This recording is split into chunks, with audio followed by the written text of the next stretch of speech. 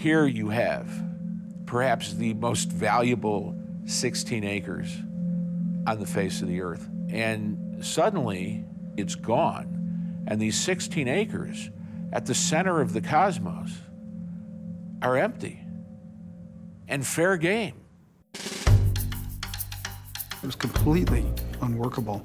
Silverstein and the Port Authority wanted 10 million square feet of office space. Should we build a structure on that site? Well, I believe we should. How could you build on sacred ground?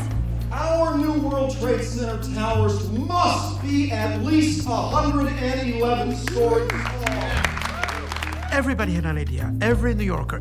This was really not just an architecture issue, it was an issue of the soul of people.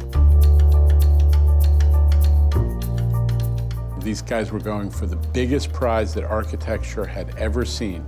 It was blood sport. You've got to have somebody in charge. You've got to have one that has 51% of the vote. Today we lay the cornerstone for a new symbol of the city. First of all, towers don't have cornerstones. When the press would start ranting and raving about no progress, there'd be a ceremony.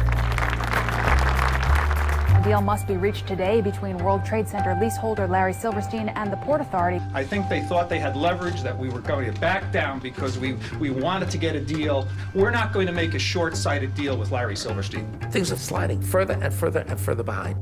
We wanted it to be symbolic. We wanted it to be monumental. Okay, build me the world's most expensive subway stop. Mayor Bloomberg, it's his way or the highway. There's an emotion that as soon as you lose a loved one that is very different than 5 and 10 and 20 years later. I couldn't really find anyone that knew what was being built, who was building it, when it would be completed. Everyone had been lying. Everyone had held press conferences and made promises. None of those press conferences meant a goddamn thing, and none of those promises could be kept.